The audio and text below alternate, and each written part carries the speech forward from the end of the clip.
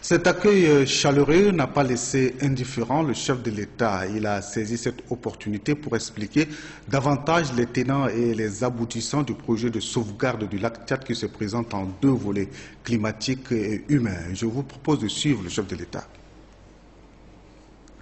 Je voudrais, avec beaucoup d'émotion, parce que je ne m'y attendais pas quand j'ai quitté Marseille, non plus aussi à l'atterrissage, quand j'ai vu toute cette cérémonie, je me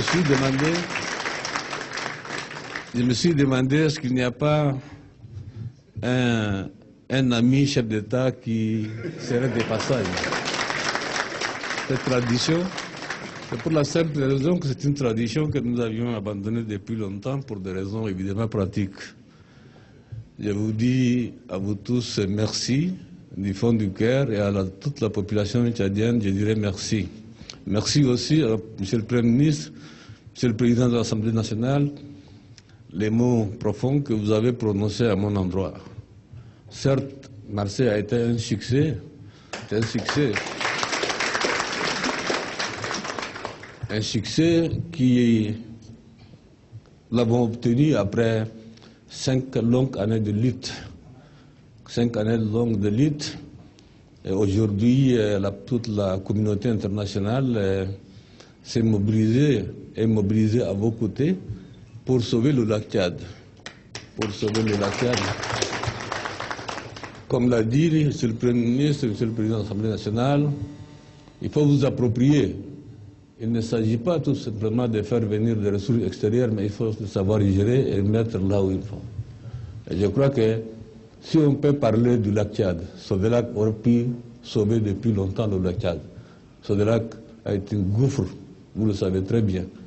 Je crois que pour cette fois-ci, le Tchad doit s'organiser, le gouvernement doit s'organiser de manière à ce que la communauté internationale ne soit pas déçue tout en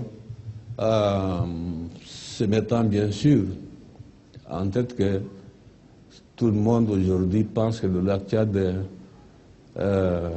appartient à lui. Et le lac Tchad appartient à toute la communauté internationale, à tous les continents et à la planète tout entière. C'est un bien à préserver.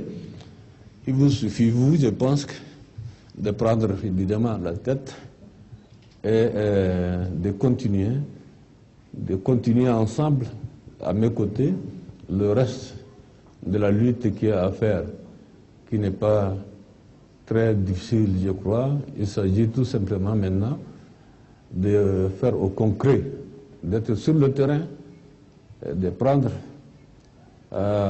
les bonnes décisions, faire la bonne gestion, je dis bien la bonne gestion, avec une forte sensibilisation. Il faut préserver ce qu'il y a du lac Tchad. Et c'est pour ça que nous avions fait ce plaidoyer en mettant sur la table 35 projets pour permettre à la population tchadienne, camerounaise, nigérienne et d'autres qui sont venus de l'Afrique de l'Ouest et d'ailleurs, qui vivent dans ce bassin, de se prendre en charge. La destruction du lac Tchad est une conjugation de deux effets. Donc l'un est climatique, l'autre est humain. Ce qui a été détruit par l'humain, c'est l'homme qui doit réparer. Nous allons aider ces populations par tous ces projets pour qu'elles soient en mesure de réparer ce qu'elle a mis à mal.